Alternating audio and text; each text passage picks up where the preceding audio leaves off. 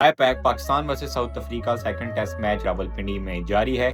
आज third day and हुआ है और कल फोर्थ डे स्टार्ट हो जाएगा। साउथ अफ्रीका ने बताया है कि क्यों वो वर्ल्ड चैंपियन है। बहुत कुछ है टेस्ट मैच में ब्रेक डाउन करने के लिए।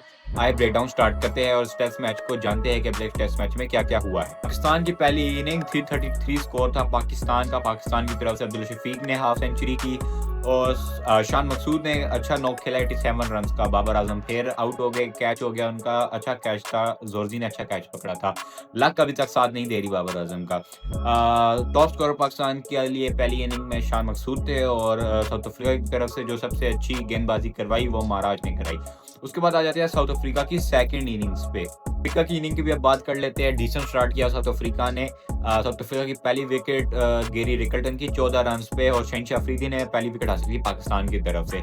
लेकिन इस इनिंग में आप अगर गौर करें तो आपको साउथ अफ्रीका की इनिंग में काफी स्टेबिलिटी नजर आएगी, काफी वर्क नजर आएगा। ऐसा लग रहा था कि साउथ अफ्रीका के जो बैट्समैन है वो देख के आए हैं, समझ के आए हैं, रीड किया है, उन्होंने स्टडी किया है नुमान को और साजिद की बॉलिंग को स्पेशली। और यही वजह है कि नुमान और साजिद इतने इफेक्टिव नहीं थे पाकिस्तान की तरफ से और उसमें विकेट्स नहीं ले पाए और साउथ अफ्रीका के जो बैट्समैन थे वो अच्छी बैटिंग कर रहे थे। पहली विकेट जब शाहीन ने ली, यहाँ पे हमें फायदा ये हुआ कि आसिफ अफरीदी समझ ले एक आउट ऑफ कोर्स बॉलर आ गया जिसको उनकी कोई स्टडी नहीं थी और हमने डेब्यू करवाया था, यानी डेब्यू थे हमारे। अच्छी बॉलिंग करवाई, 6 विकेट्स ले ली। मसला कहाँ पे हुआ पाकिस्तान के लिए? पाकिस्तान ने साउथ अफ्रीका को 235 फॉर 8 पर रोक दिया था तो सारे खुश हो गए थे कि बस मैच हमारी तरफ आ रहा है, अच्छी खासी लीड भी है और अब हमें एडवांटेज मिल जाएगा, जो एडवांटेज हम ढूंढ। ये क्रिकेट है और इसलिए कहा जाता है नेवर सेलिब्रेट टू अर्ली। और ये कोई जो टेल एंडर्स थे पाकिस्तानी टीम के, जो टेल एंडर्स थे नहीं, जो 16, 17 या 20 रन पे 5-6 आपके टेल एंडर्स या जो आपका लोअर ऑर्डर है वो एकदम गिर जाए। बाकी टीम यहाँ भी तरक्की करती है कि मतलब साउथ अफ्रीका अब वर्ल्ड चैंपियन है तो उनके टेल एंडर्स को भी पता है कि हमने भी अपना रोल प्ले करना है बैटिंग में।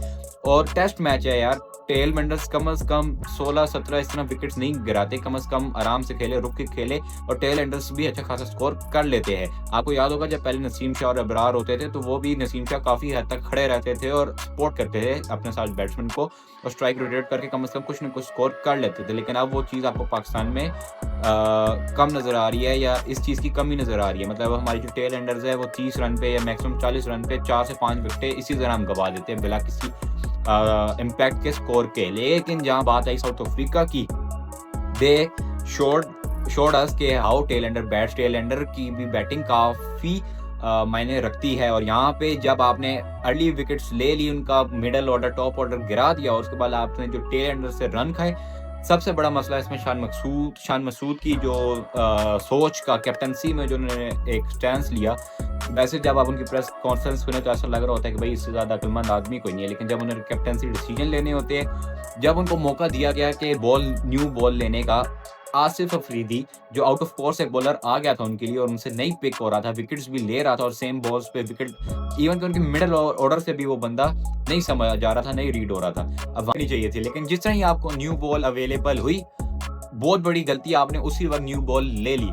आपको चाहिए था आप उसी वक्त उसी ओल्ड पुरानी बॉल से आसिफ अफरीदी से बॉल करवाते और 2 विकेट्स रह गई थी, वो आराम से विकेट ले लेता। लेकिन नहीं, आपने न्यू बॉल ली और आपने कहा नहीं भाई शाहीन भाई है हमारे न्यू ओडीआई कैप्टन, पिछले मैच से भी उन्होंने करके दिया था तो वो करके देंगे। लेकिन आपने देखा कि शहनशाह अफरीदी की बॉल इतनी सी भी स्विंग नहीं, कोई मूवमेंट नहीं थी, सिर्फ रन खाया, छक्के खाया। रबाडा ने आगे बढ़कर छक्के मारे, साजिद पे भी चार्ज किया और फिर जब आपने देखा कि बॉल पुरानी हुई तो उसके बाद जाके दोबारा 2 विकेट्स आई। रबाडा ने आके आपको 71 रन मारे। मुतुसामी आराम से सेंचुरी कर सकता था अगर रबाडा थोड़ा सा और साथ दे देता और मैं तो चाह रहा था कि मुतुसामी की सेंचुरी हो जाती क्योंकि जिस तरह उस बंदे ने खेला ही डिजर्व्स इट। बहुत ही पुअर डिसीजन शान मसूद का और उसके बाद शहनशाह अफरीदी भी जो जिसकी वजह से उन्होंने वो ये डिसीजन लिया, फेल हो गए शहनशाह अफरीदी, नहीं विकेट ले पाए। और जब बॉल पुराना हुआ उसके बाद ही जाके जब थोड़ी बहुत मूवमेंट आपको नजर आई, जब बॉल पुराना हुआ, आसिफ अफरीदी को उधर बॉल करवानी चाहिए थी और विकेट्स ले लेनी चाहिए थी। और यहाँ से फिर आपको पाकिस्तान का सबसे बड़ा प्रॉब्लम है पाकिस्तान की मेंटालिटी का। इनका खेलने का मसला नहीं, इनकी मेंटालिटी का मसला है। जब इनके ऊपर जरा सा प्रेशर आता है, ये आउट ऑफ स्टेट हो जाते हैं, इनका दिमाग आउट ऑफ माइंड हो जाता है, इनको नहीं समझ आता कि अब क्या करना है, बहुत ज़्यादा प्रेशर में आ जाते हैं। बैटिंग स्टार्ट हुई आपकी, इमामुल हक ने बस एक वो पहली इनिंग खेलनी थी, उसके बाद इमामुल हक ने कहा भाई सॉरी, मेरे से जो आप उम्मीद ना रखें, मैं कोई स्कोर नहीं करूंगा। अब्दुल्ला शफीक, जब तक अब्दुल्ला शफीक को आप 4-5 चांसेस ना दे दे उसकी तो हाफ सेंचुरी नहीं होती। वैसे आप बोलते रहते हैं किताबी प्लेयर है, बहुत अच्छा प्लेयर है, ये है, वो है, लेकिन आपको अपनी पोजीशन के लिए लड़ना पड़ता है, आपको दिखाना पड़ता है कि हाँ, आप डिज़र्व करते हैं। अब्दुल्ला शफीक टेस्ट मैच में कोई खास परफॉर्मेंस नहीं है। जो उनकी सेंचुरीज़ है उसमें से भी आप 2 सेंचुरीज़ है शायद, अगर सेंचुरी उठा के देख ले तो फ्लैट पिच पे मारी हुई सेंचुरी है। उसके अलावा अभी भी जो उन्होंने पहली उसमें 50 की, वो भी 4 कैचेस ड्रॉप हुए तो तब जाके इनकी वो 50 हुई थी। उसके बाद अगर हम बात कर ले और इमाम उल हक भी उस तरह ही आउट हो गए। एक पहली इनिंग उन्होंने खेलनी थी, उसके बाद उन्होंने कोई परफॉर्मेंस नहीं दी। शान मसूद ने भी पहली इनिंग में स्कोर कर लिया था, लेकिन इसमें कोई स्कोर नहीं कर पाए।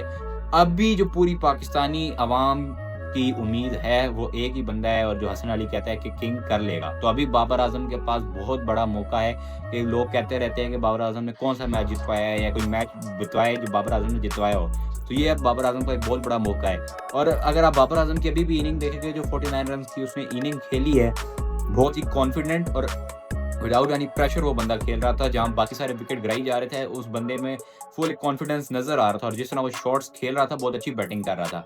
अभी वो और रिजवान खड़े हैं। अगर हम सीरियस नोट पे बात करें तो पाकिस्तान का जीतना मुश्किल है, बहुत मुश्किल है। अगर आप 200 अबव टारगेट देते हैं फिर कोई चांस बन सकता है, और जिस तरह आपने उनके ट्रेल एंडर से मार खाई है तो वो भी मुश्किल ही होगा। कम से कम आपको 200 से ऊपर का टारगेट देना पड़ेगा।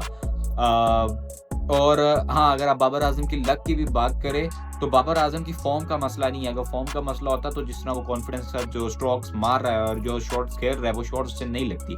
तो मसला उस बेचारी की लक का है। पहली इनिंग में भी लक काम नहीं किया। अगर हम इससे पिछली टेस्ट मैच की सेकंड इनिंग की पाकिस्तान की बात कर ले तो बाबर आजम ने क्रूशल जो 40 रन किए थे और टॉप स्कोरर था, उसी वो रन आपके लिए क्रूशल साबित हुए और पाकिस्तान जो जीता उसमें उस इनिंग का बहुत बड़ा रोल था।